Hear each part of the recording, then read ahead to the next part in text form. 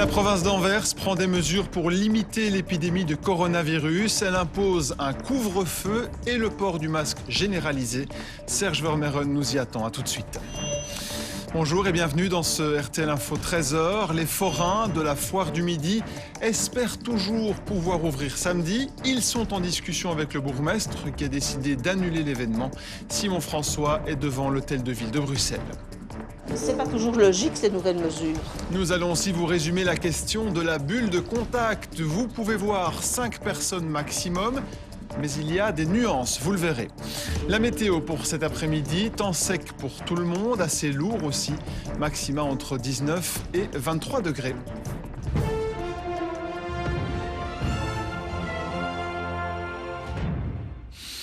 La province d'Anvers prend donc des mesures drastiques pour limiter la propagation du coronavirus. Couvre-feu, masque obligatoire, déplacement limité.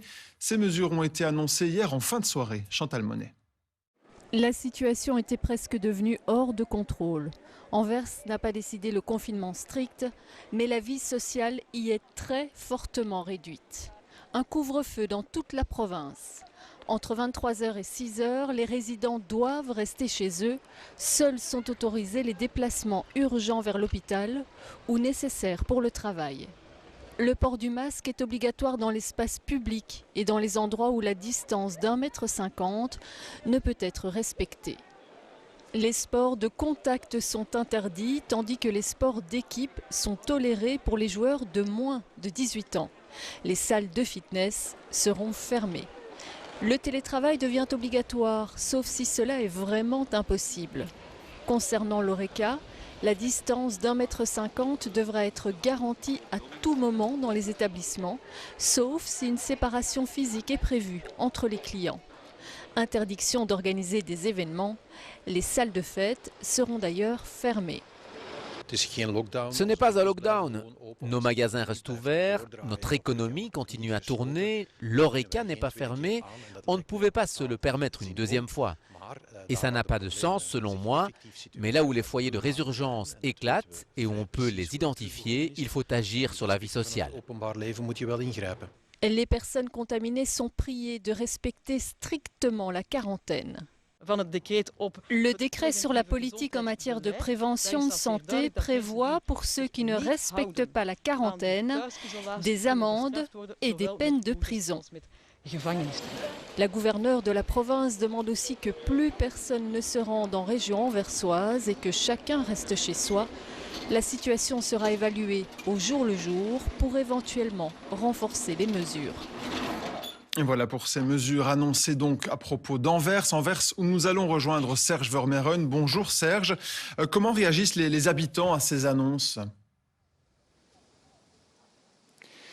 Eh bien écoutez, nous nous sommes rendus ce matin sur Le Maire, qui est l'avenue principale piétonne du centre-ville, une avenue très commerçante avec énormément de magasins, et cette avenue était relativement calme, relativement vide, peu de monde, et toutes les personnes que nous avons croisées, ou en tous les cas une très large majorité, portaient comme nous le masque qui est aujourd'hui obligatoire dans la commune d'Anvers. Alors nous avons rencontré plusieurs personnes, leur avons posé des questions sur ces mesures assez drastiques qui ont été prises par la province. Eh bien en général, les Anversois comprennent et respectent et acceptent ces mesures. Et ils savent que c'est difficile, que c'est un moment compliqué. Ils sont aussi un petit peu frustrés de voir leur ville être pointée du doigt dans la Belgique entière. Mais je vous propose à ce propos d'écouter quelques réactions que nous avons récoltées ce matin avec notre caméraman Pierre Alterman.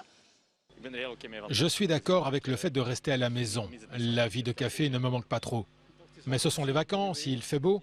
Oui, en effet, mais c'est ainsi. Le coronavirus est présent, nous ne pourrons pas changer grand-chose. Si c'est nécessaire, pourquoi pas? Puisque le corona, c'est dangereux. Et si ça nous sauve la vie, pourquoi pas? Imposer un couvre-feu est une décision complètement exagérée.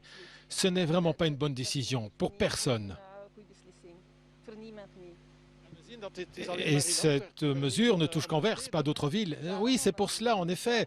Anvers est considéré comme une ville de parias, d'exclus. Ce n'est pas gai, mais c'est le prix à payer pour préserver notre santé. Mais cette situation va encore durer? Oui, sans doute, je le crains. Je pense que la situation ne va pas s'améliorer l'année prochaine. Et je vous propose un chiffre pour bien comprendre la situation à Anvers. 711, c'est le nombre de contaminations en une semaine dans la ville. Si on compare Anvers avec d'autres grandes villes wallonnes, on remarque que le taux de contamination pour 100 000 habitants est de 135 dans la ville flamande. Ce taux est de 20 contaminations pour 100 000 habitants à Charleroi ou Liège et de 14 à Bruxelles ou Namur. Et justement, on va retrouver Serge Vermeuren à Anvers où le bourgmestre Bardo Wever s'est exprimé ce matin à ce sujet. Il essaye de détourner l'attention vers d'autres villes.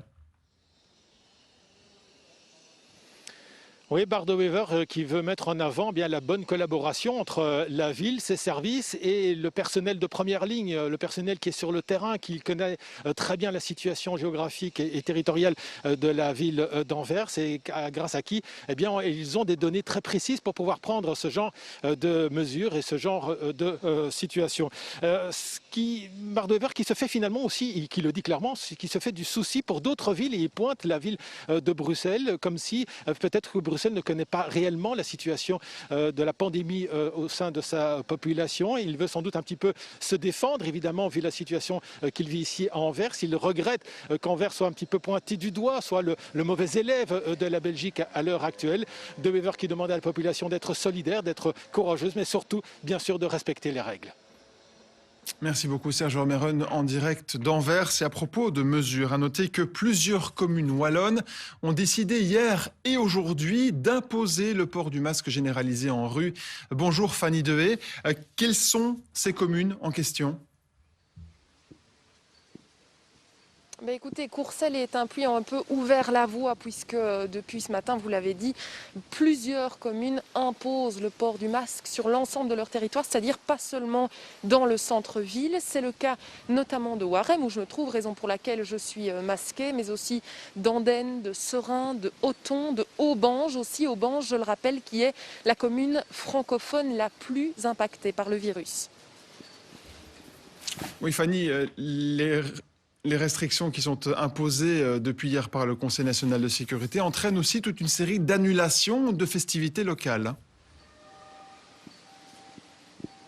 Forcément, avec une autorisation de personnes, de 200 personnes maximum au sein des événements plein air au lieu de 400 habituellement.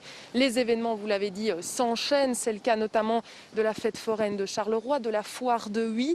Les organisateurs ont d'ailleurs, la ville a décidé en tout cas de dédommager, d'indemniser les forains qui étaient prévus, mais aussi tout ce qui est célébration de la fête de l'Assomption de Banneux. Là aussi, les organisateurs disent que ils n'ont pas les moyens techniques pour faire respecter les règles, les gestes barrières, étant donné le flux de personnes. Le marché annuel de Jette aussi, qui attire chaque année 100 000 personnes et qui sera annulé pour la deuxième fois depuis qu'il existe. Et puis alors en Cité Ardente, on peut évoquer aussi le 15 août à Liège, qui attire chaque année des milliers de personnes, la fête des fous de Saint-Walburge ou encore les fêtes de Wallonie. Une liste, vous vous en doutez, qui est loin d'être exhaustive. Merci Fanny, voilà pour ces premières annulations. Et à propos de foire, comme nous vous l'annoncions hier dans le RTL Info 19h, les forains de la foire du Midi rencontrent le bourgmestre de la ville de Bruxelles. Ils sont en colère après l'annonce de l'annulation de la foire hier après-midi. Simon François, vous êtes sur la grande place de Bruxelles où des forains sont réunis. La réunion s'est achevée il y a quelques minutes. Oui, effectivement, sur la grande place de Bruxelles, il y a autour de moi quelques 200 personnes, 200 forains qui sont venus en famille pour soutenir leurs représentants qui rencontraient le bourgmestre aujourd'hui. Une réunion qui vient tout juste de s'achever avec deux grands points à retenir. D'abord la ville qui propose un dédommagement financier trop limité selon les forains pour couvrir les frais d'installation qui ont déjà été engagés. Et puis la ville qui renvoie la balle au gouvernement fédéral. Effectivement, il y a une incompréhension pour l'instant. Est-ce que la foire du Midi doit être considérée comme un événement. Si c'est un événement, alors la limite est de 200 personnes maximum. Si c'est un marché, comme ce qu'avancent les forains, selon eux, c'est un marché et donc il peut y avoir jusqu'à 800 personnes sur la foire du Midi. Et dans ce cas-là, eh bien, cela vaudrait la peine de maintenir la fête foraine de la foire du Midi. J'ai à mes côtés le représentant des forains de Bruxelles, Patrick Decorte. Bonjour. Qu'est-il ressorti de cette réunion? Est-ce que vous avez des décisions satisfaisantes ce midi? Pas satisfaisant du tout. Pour l'affaire du Midi, c'est pas satisfaisant, mais maintenant, ça ne concerne pas uniquement l'affaire du Midi, ça concerne toutes les foires de Belgique, parce que là, on est en danger de mort. C'est pour ça qu'il y a les forains qui sont venus déjà de Wallonie, de Flandre, et on ne va pas s'arrêter là. On n'en peut plus, on veut nous tuer. Après, ce qui n'est pas clair, c'est que nous, on a toujours été comme les marchés, maintenant, on veut nous mettre dans les événements. Il faut éclaircir cette situation. On doit savoir quoi, parce que on joue au ping-pong avec nous. C'est pas moi, c'est eux. C'est pas eux, c'est moi. Voilà, donc maintenant, on va aller chez la Première ministre, on a un rendez-vous là, on va forcer les choses et il faut qu'on ait reçu, il faut des explications claires et nettes parce qu'on n'en peut plus. Toutes les foires de Belgique sont en danger, tous les forains sont en danger de mort. On va mourir parce qu'on n'en peut plus. Et moi j'écoute mes collègues, ici on est déjà nombreux, c'est qu'une petite partie, après franchement c'est un appel du cœur, quoi. On ne peut plus continuer comme ça, il y a des gens qui n'en peuvent plus, qui doivent rembourser le crédit, enfin voilà. Vous avez menacé de bloquer Bruxelles si la foire était effectivement annulée. Pour l'instant, la foire est effectivement toujours annulée. Je ne veux pas faire de faux espoirs à mes collègues. Bien sûr, la porte est bien fermée et il n'y a presque plus d'espoir que la foire ouvre. Mais bloqué, on verra. On est occupé à discuter justement avec les autres forains pour voir quelle action on peut faire. On ne veut pas embêter les gens. Malheureusement, dans ce pays, on doit toujours faire ça pour se faire écouter, pour se faire entendre. On sait que c'est une situation qui n'est pas facile avec le Covid. Il n'y a pas que nous qui souffrons, tout le monde. Mais moi, je suis représentant, je me dois de défendre mes collègues qui sont aux abois. Donc on verra ce qu'on peut faire, mais il faut nous aider. Si on ne peut plus travailler, on n'est pas des demandeurs, nous autres. On veut juste faire son métier. On n'a jamais demandé rien à personne. Mais si on ne peut plus gagner de l'argent, on ne peut plus gagner notre vie, il faudra nous aider, mais pas avec des cacahuètes, parce qu'on ne sait plus rembourser les choses. Decorte, merci. Et donc vous venez de l'entendre, cette annonce, ce rendez-vous d'une délégation de forains qui se rend cet après-midi au bureau de la Première ministre à Bruxelles. Et nous suivrons ça bien sûr sur l'application RTL Info et dans le RTL Info 19h. Merci Simon François. Jetons maintenant un œil aux derniers chiffres de contamination. 311 tests positifs par jour en moyenne entre le 18 et le 24 juillet. C'est en hausse de 69% par rapport à la semaine précédente. Le nombre d'admissions à l'hôpital explose aussi. Plus de 19 nouveaux patients chaque jour. Pour le moment, 221 patients sont hospitalisés, toujours en hausse, dont 52 sont en soins intensifs. Et pour limiter les augmentations de cas, le Conseil national de sécurité a donc notamment décidé hier de réduire la bulle de contact. À partir de demain, vous ne pourrez plus voir que 5 personnes en plus de celles de votre foyer. Toujours les mêmes pendant 4 semaines. La Première ministre autorise aussi les réunions à 10 maximum. Quelle est la différence entre les deux? Explication de Loïc Parmentier et Nathan Gerlache.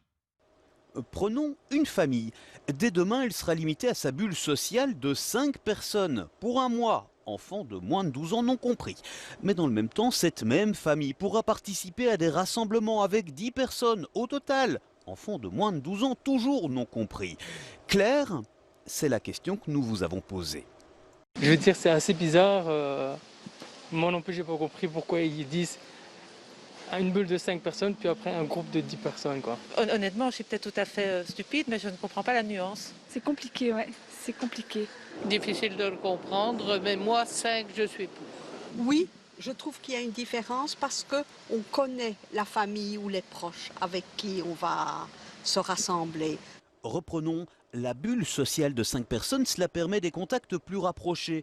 Vous pouvez partir en vacances, manger au resto sans masque ou encore prendre un verre dans un bar sans distanciation sociale d'1,50 m.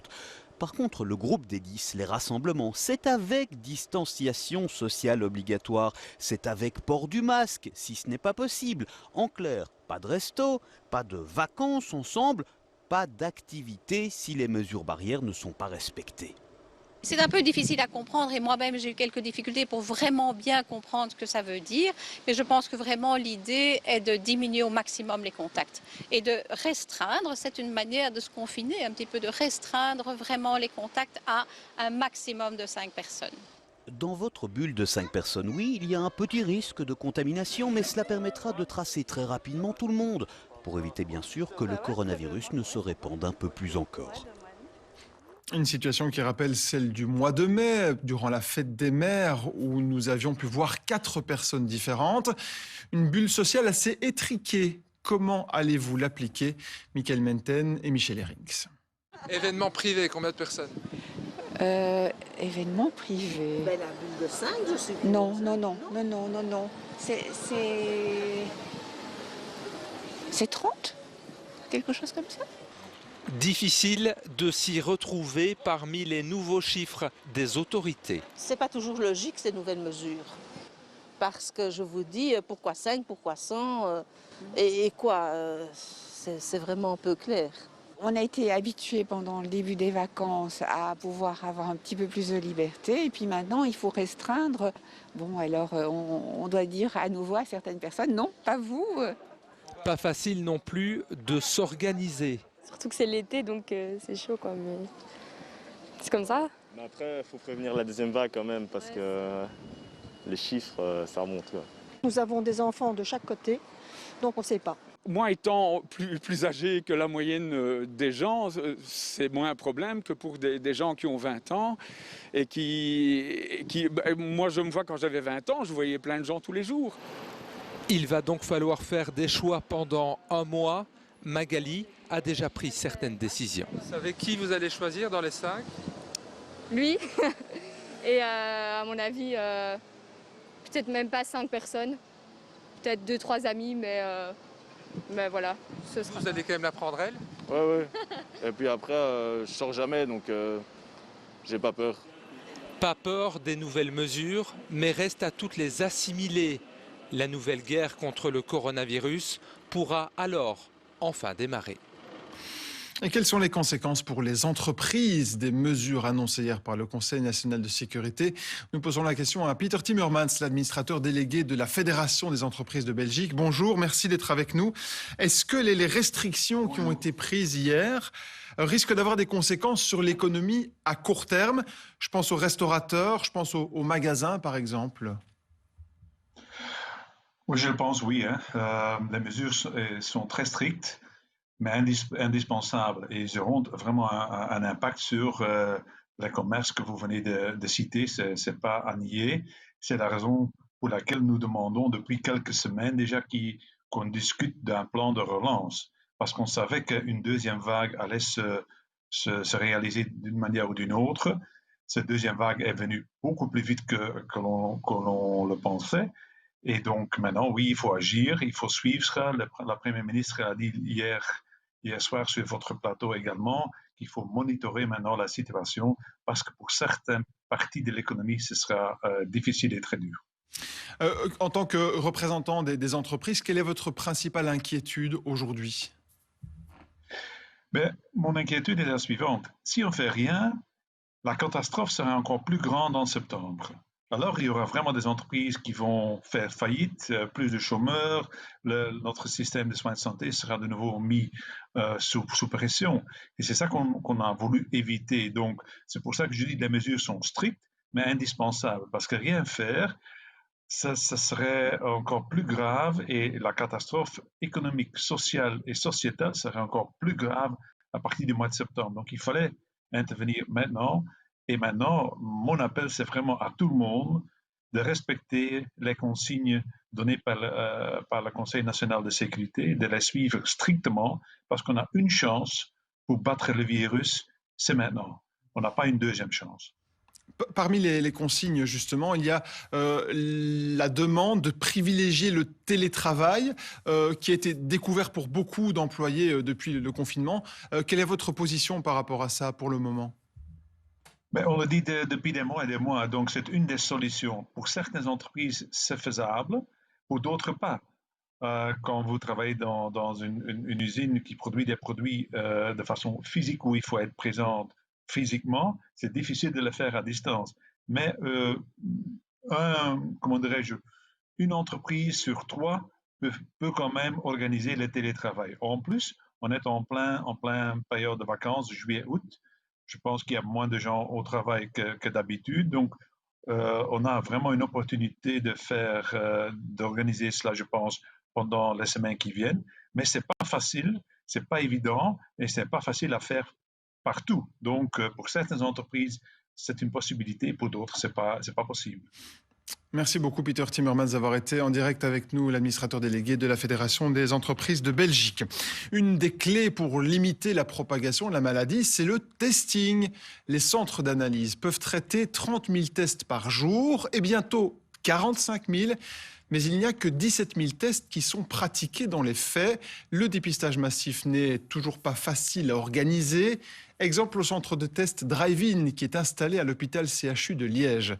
Fanny Dehaye avec Junia Raway.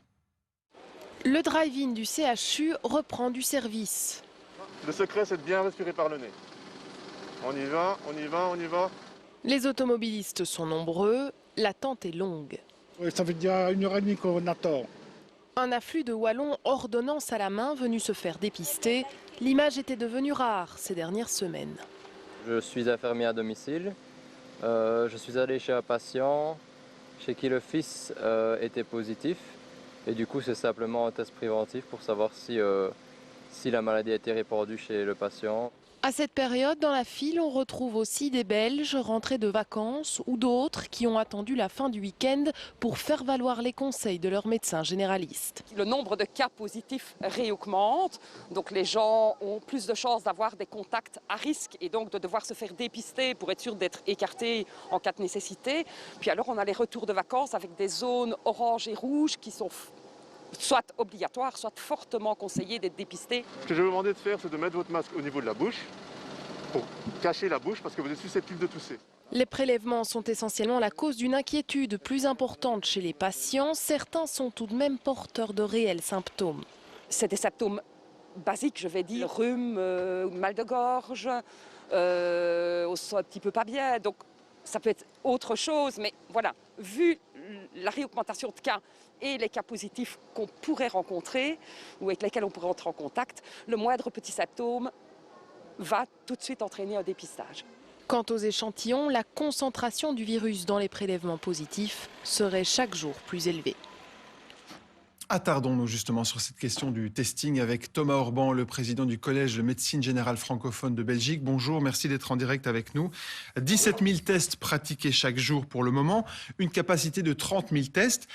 Pourquoi est-ce que nous ne sommes pas justement à pleine capacité? Pourquoi est-ce qu'on ne teste pas 30 000 personnes chaque jour?